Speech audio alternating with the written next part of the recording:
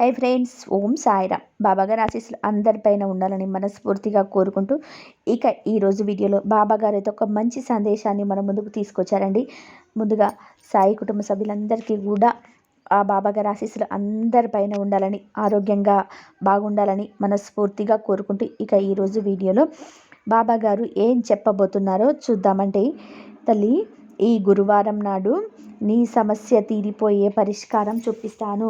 ఇక్కడున్న కృష్ణ పరమాత్మని తాకమ్మా అని చెప్పి ఈరోజు బాబాగారు ఒక మంచి సందేశాన్ని తీసుకొచ్చారండి. ప్రతి ఒక్కరు కూడా బాబాగారు ఏం చెప్పాలనుకుంటున్నారో, ఈ గురువారం నాడు మన సమస్యకు పరిష్కారం చూపిస్తాను అంటున్నాడు. ప్రతి మనిషి జీవితంలోనూ సమస్యలు అనేటివి మామూలుగా ఉంటాయి. కానీ ఆ సమస్యలు ఏ విధంగా పరిష్కరించుకోవాలో తెలియకుండా నానా విధాలుగా కష్టాలనేటివి అనుభవిస్తూ ఉంటారు. ఈరోజు నువ్వు అనుభవిస్తున్న కష్టానికి కారణం బాబాగారు ఒక చక్కటి కథ రూపంలో ఆ సమస్యకు పరిష్కారాన్ని అందిస్తున్నారు. ముందు నీపై నువ్వు నమ్మకాన్ని పెంచుకో, నీలో ఉన్న శక్తిని బయటపెట్టు, అప్పుడే నువ్వు ఏదైనా సరే సాధించగలవు అని చెప్పి ఈరోజు బాబాగారు చాలా చక్కటి సందేశాన్ని మనందరి కోసం అందిస్తున్నారండి. ఒక చిన్న కథ రూపంలో విని తెలుసుకుందాం. ఒక ఊరిలో రాము, సోము ఇద్దరు ప్రాణమిత్రులు కట్టెలు కొట్టుకుంటూ నిరుపేదలు. ఎప్పటిలాగానే ఇద్దరు కట్టెలు కట్టుకోవడానికి ఒక అడవికి గొడ్డలతో సహా వెళ్ళారు. అక్కడున్న చిన్న గోతిలో 2 పులిపిల్లలు అరుస్తూ, శబ్దం చేస్తూ, ఏడుస్తున్నాయి. వాటిని చూసిన రాము, ఒరే సోము, గోతిలోకి దిగి ఆ పులిపిల్లలని కాపాడరా, లేకపోతే అవి చేస్తాయి. వద్దురా రాము, వాటిని కాపాడితే అవి పెరిగి పెద్దయ్యాక మనల్ని చంపుకు తింటాయి. మనం అడవికి కట్టెలు కొట్టుకోవడానికి వచ్చిన ప్రతిసారి ఆ పులులకు భయపడి చస్తున్నాం. వాటి తల్లిని ఎలాగో చంపలేము. మరి వీటిని బ్రతికించడం ఎందుకు చెప్పు? తప్పురా. ఆపదలో ఉన్న ప్రాణులను కాపాడడం మనుషులుగా మన కర్తవ్యం. పులి మనలాగా పులిహోర తిని బతకలేదు. అది బ్రతకాలంటే మాంసం తినగా తప్పదు. అయినా పులిహోర తిని మనం మాంసం తినడం లేదా చెప్పు? నువ్వు వద్దని చెప్పినా నేను మాత్రం వినను. ఆ పాపం చిన్న పులిపిల్లలరా, వాటిని కాపాడకపోతే పాపం తగులుతుంది అని గోతిలో దిగాడు. రామును ఎదిరించటం ఇష్టం లేని సోము కూడా గోతిలోకి దిగి ఆ 2 పులిపిల్లలను పైకి తీసుకొచ్చాడు. ఆ పులిపిల్లలు వెంటనే స్త్రీ ఆకారంలోగా మారాయి. అందులో నుంచి ఒక స్త్రీ, మానవులారా, నేను సరస్వతీదేవిని, ఈవిడ నా సోదరి లక్ష్మీదేవి. ఆపదలో ఉన్న సాటి ప్రాణులను, మనుషులను కాపాడుతారని నేను, కాపాడరని ఆమె పందెం కాశాము. నా నమ్మకాన్ని వమ్ము చేయకుండా మీరు కాపాడి మానవత్వం చాటుకున్నారు. నేను నెగ్గాను. అందుకే మీ ఇద్దరికి 2 వరాలు ఇస్తున్నాను. నేను సరస్వతిని కాబట్టి నేను మీకు తెలివితేటల్ని ప్రసాదిస్తాను. ఆమె లక్ష్మీదేవి కాబట్టి మీరు మోయగలిగినంత బంగారం ఇస్తుంది. మీలో ఎవరికి ఏమి కావాలో కోరుకోండి. తమ అదృష్టం పండినందుకు రాము, సోము మురిసిపోయారు. అందుకే వెంటనే సోము, నాకు తెలివితేటలు పుష్కలంగా ఉన్నాయి సరస్వతీదేవి, కానీ ఆ తెలివితేటలను అమ్ముకోలేక ఇలా కట్టెలు కొట్టి పొట్టు పోసుకుంటున్నాం. కావున నాకు లక్ష్మీదేవి ఇచ్చే బంగారం కావాలి. నేను 100 కిలోల బరువు గల కట్టెలకు మోయగలను అని సోము వేడుకుంటాడు. వెంటనే రాము, నాకు తెలివితేటలు లేవు కాబట్టే ఇలా కట్టెలు కొట్టుకొని బ్రతుకుతున్నాను. సరస్వతీదేవి తెలివి ఉంటే దానికి అదే వస్తుంది. కావున నాకు తెలివిని ప్రసాదించండి అన్నాడు రాము. సరస్వతీదేవి నవ్వి దానికి ఇద్దరికీ తదాస్తు అని పలికి అక్కడి నుండి మాయమయ్యారు. అడవి నుండి రాము తన పూరి గుడిసెలోకి రాగానే అతడి భార్య లక్ష్మి, అయ్యయ్యో, దేవతలు ప్రత్యక్షమైతే ధనరాశులు అడగక్క తెలివితేటలు అడుగుతావా? నీకు నిజంగానే తెలివి లేదయ్యా. సోము తెలివిపరుడు. ఆ లక్ష్మి ప్రసాదం చేసి 100 కిలోల బంగారం ఇచ్చాడు. అతడు ఇప్పుడు పూరి గుడిసెను వదిలి పెద్ద భవంతిని కొని పట్టు పరుపుల మీద నిద్రపోతున్నాడు. భోగభాగ్యాలను అనుభవిస్తున్నాడు. 10 మంది పని వాళ్ళను పెట్టుకొని భోగభాగ్యాలను అనుభవిస్తున్నాడు. మీరు ఉన్నారు చూడండి అని లక్ష్మి ఏడ్చింది. అప్పుడు రాము ఈ విధంగా ఓదారుస్తాడు. మీచి లక్ష్మి, నీ పేరులోనే లక్ష్మీదేవి ఉంది కాబట్టి మనం ఎంత కష్టపడి సంపాదించి దాచుకున్నా కూడా కేవలం మన పొట్టకూటి కోసమే. ఎలాగో మనకు పిల్లలు లేరు. ఉన్నంతకాలం కడుపు నిండా అన్నం దొరికితే చాలు. ఇంతకంటే మనకు ఆ భోగభాగ్యాలు చేసుకొని ఏం చేయాలి? ఇంకేం కావాలి? సుఖశాంతులు రావు. మనిషికి కావలసింది ప్రశాంతత. అది తెలివి పరులకు మాత్రమే దక్కుతుంది అన్నాడు. మనిషి తెలివితేటలకు ఉంటే ఎలాగైనా పొట్ట నింపుకుంటాడు. నీకు ఎంత చెప్పినా కూడా ఈ జన్మకు అర్థం కాదులే. ఇలాంటి ఉపన్యాసాలు చెబుతూనే నా నోరు ఎప్పుడూ నొక్కేస్తూ ఉంటారు.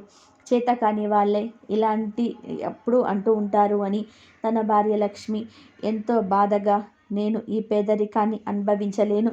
నేను వెంటనే మా పుట్టింటికి వెళ్ళిపోతాను. నువ్వు ఆ సోము ఆయనలాగా ఎప్పుడు ధనవంతుడు అయితే అప్పుడు నేను మళ్ళీ తిరిగి వస్తాను. అప్పటి వరకు రాను అని చెప్పి కోపంతో తన పుట్టింటికి వెళ్ళిపోతుంది. తన భవంతి ముందు ఒక ఖడ్గాన్ని చేతిలో పట్టుకొని ఎంతో దిగులుగా నిలబడి ఉంటాడు సోము. అక్కడికి చినిగిన బట్టలతో రాము వచ్చి, ఏరా సోము, ఇంత పెద్ద భవంతిలోకి మారినా కూడా సంతోషంగా లేకుండా సైనికులని భవంతి ముందు కాపలా కాస్తున్నావే, ఏమిటో అని రాము అడగగా, రాము, నాకు 100 కిలోల బంగారం వచ్చింది అన్న సంతోషం ఒక్కరోజు కూడా మిగల్లేదురా. అందులో నుంచి కొంత బంగారం అమ్మేసి ఈ మందిరాన్ని, 4 రథాలు, 6 గుర్రాలు కొనేసరికి నా గురించి రాజ్యంలో అందరికీ తెలిసిపోయింది. నా భార్య 7 వరహాల నగరులు వేసుకొని గుడికి వెళ్ళింది. దొంగలు ఆమెను అంగరక్షకులను చంపి ఆమెను ఎత్తుకుపోయారు. 10 కేజీల బంగారం ఇస్తే కానీ నీ భార్యను వదలము అంటున్నారు. లేకపోతే చంపేస్తామంటున్నారు. అందుకే వారికి కావలసినంత బంగారం ఇచ్చి నా భార్యను విడిపించుకున్నాను అన్నాడు సోము.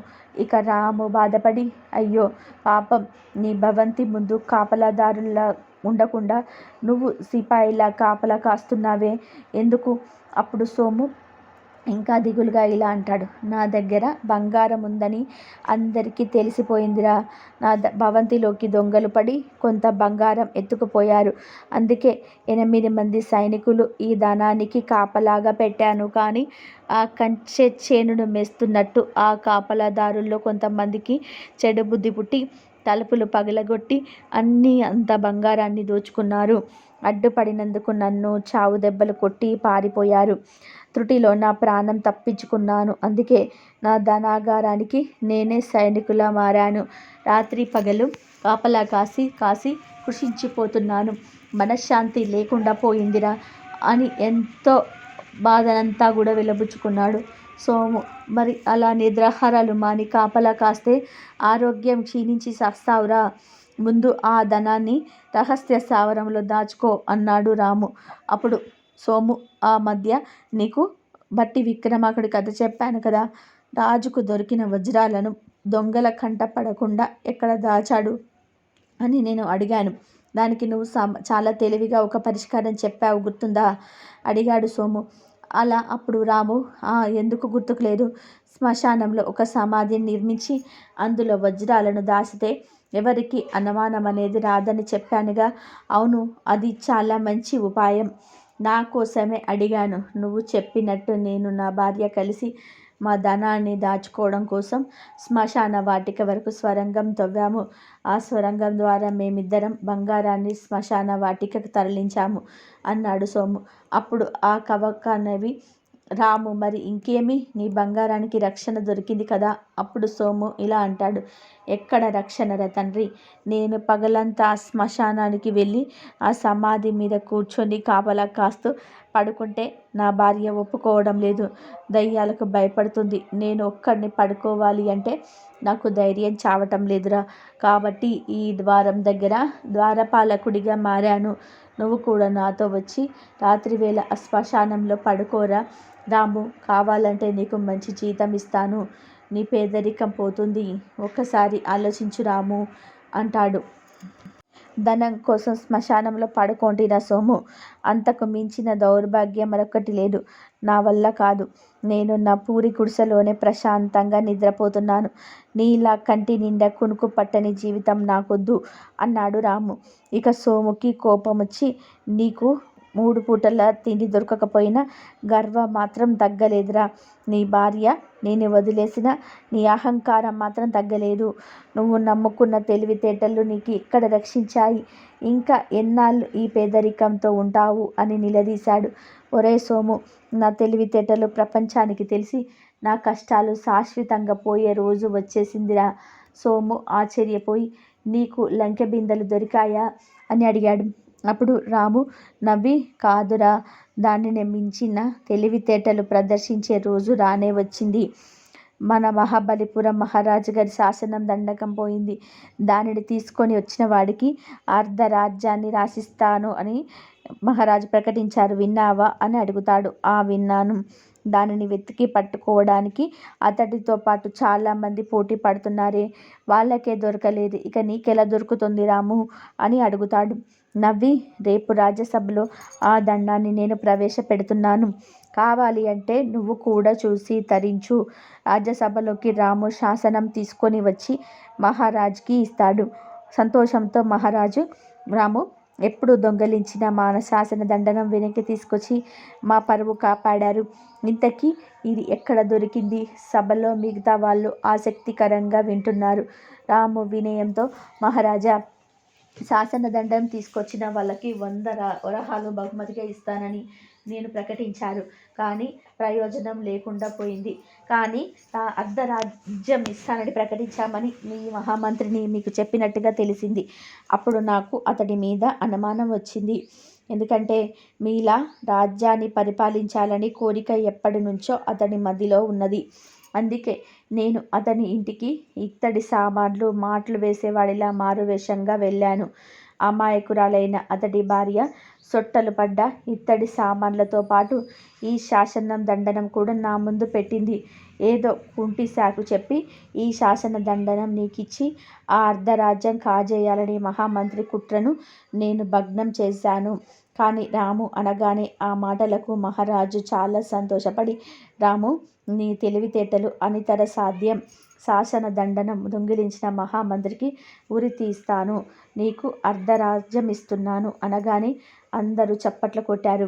మహారాజులాగా ఉన్న రాము వీధుల వెంబడి నుంచి నడుస్తూ వస్తూ ఉంటే ఎదురుగా సోము పేదవాడిలాగా గొడ్డలి పట్టుకొని కట్టెల మూట మోస్తూ కనిపిస్తాడు. సోము, నువ్వు మునుపటిలాగా కట్టెలు మోస్తూ బ్రతుకుతున్నావా? అవును మహారాజా. ధనవంతుడిగా మారినప్పటి నుంచి నాకు మనశ్శాంతి అన్నదే లేకుండా పోయింది. నా దగ్గర ఉన్న బంగారం అంతా కూడా పేదలకు పంచిపెట్టి ఇప్పుడు నా దగ్గర కట్టుకోవడానికి 2వ పంచ కూడా లేకుండా నిరుపేదగా బ్రతుకుతున్నాను. ప్రతిరోజు కట్టెలు అమ్మగా వచ్చిన డబ్బుతో 3 పూటల కడుపు నిండా తిని ప్రశాంతంగా బ్రతుకుతున్నాను. అలా తెలివితేటలని నమ్ముకొని మహారాజులా వెలిగిపోతున్నారు. అలాగే ధనం కంటే తెలివితేటలే గొప్పవని నిరూపించారు కూడా. అయితే నాదో సందేహం. ఈ నిజాన్ని తమరు ఆ రోజు ఎలా పసిగట్టారు అని సోము అడగగా రాము ఇలా బదులిస్తాడు. ఆ రోజు మనకు లక్ష్మీదేవి సరస్వతీదేవి ప్రత్యక్షమయ్యారు. నేను గెలిచాను అని సరస్వతీదేవి అన్నప్పుడు నాకు తర్కం బోధపడింది. అంటే లక్ష్మీదేవి కంటే సరస్వతీదేవి తెలివితేటలు ఎక్కువగా అని చెప్పి అర్థమైంది. అయితే ధనం కంటే తెలివి మనల్ని కాపాడుతుందని అర్థమైంది. అందుకే నేను తెలివి కావాలని వరం కోరుకున్నాను. నేను తెలివిని నమ్మి బాగుపడ్డాను. నువ్వు ధనాన్ని నమ్మి చెడిపోయావు. అయినా పర్వాలేదు. నీ స్నేహితుడు మహారాజుగా ఉండగా నీకు ఎలాంటి కష్టాలు రానివ్వను. నాతో పాటు నా రథం ఎక్కి నా మందిరానికి రా అని దగ్గరికి తీసుకొని ఆలింగనం చేసుకుంటాడు రాము. చూశారు కదా, నేను బట్టి బాబాగారు మనకు ఈరోజు ఏం చెప్పబోతున్నారో ఇప్పటికే అర్థమైంది అనుకుంటాను. గొప్పతనం అనేది ఇలా ఉంటుంది. మనం చేసే పనులను బట్టి, మనం తెలివితేటలు బట్టే గొప్పతనం అనేది పెరుగుతుంది. మనలో ఉన్న ఆ తెలివితేటల్ని ఎప్పుడైతే వినియోగించుకుంటామో అప్పుడు ఆ దైవానుగ్రహం కూడా మనతోనే ఉండి మనల్ని గెలిపిస్తూ ఉంటుంది. ఎప్పుడైతే నువ్వు ప్రయత్నం అనేది చేయకుండా నేను గెలవలేదు, నేను ఓడిపోయాను అని నువ్వు నిరాశ చెంది కుంగిపోతావో అప్పుడు నువ్వు ఓడిపోయినట్టే. ఎప్పుడైతే నేను గెలవగలను, సాధించగలను, నేను చేస్తాను, నా వల్ల అవుతుంది అన్న పట్టుదల నీలో ఎప్పుడైతే మొదలవుతుందో అప్పుడే నువ్వు గెలవడానికి మార్గం ఏర్పడుతుంది. కాబట్టి భగవంతుడు ఎప్పుడు కూడా నమ్మిన వారికి అండగానే ఉంటాడు. కాబట్టి మనం సాయినాథుని నమ్ముకున్నాం, ఎప్పుడైతే మనం నమ్మామో ఆ రోజే నువ్వు గెలిచినట్టు. నమ్మిన వారికి గెలుపన్నదే ఉంటుంది. శ్రద్ధ సబురితో సహనంతో నువ్వు చేసే ప్రయత్నం ఇలా ఉంటుంది అంటే ఒక పరీక్ష కాలంగా ఉంటుంది. ఆ పరీక్షా కాలం నువ్వు ఎగ్గగలిగితేనే నీకు విజయం అనేది దక్కుతుంది. కాబట్టి ఈరోజు బాబాగారు అందించే ఈ సందేశం మీ అందరికీ నచ్చిందని భావిస్తున్నాను. నచ్చిన వాళ్ళందరూ కూడా శ్రద్ధ సబూరి అని కామెంట్ చేయండి. అలాగే ఈ వీడియోని అందరికీ అందేలాగా షేర్ చేయండి, లైక్ చేయండి. ఇంకా ఎవరైనా కొత్తగా మన ఛానల్ని చూస్తున్న వాళ్ళు ఉన్నట్లయితే దయచేసి సబ్స్క్రైబ్ చేసుకొని సపోర్ట్ చేయండి. అందరూ బాగుండాలి, అందరిలో మనం ఉండాం. అంతవరకు సెలవు. సర్వే జన సుఖినో భవంతు. ఓం సాయిరామ్.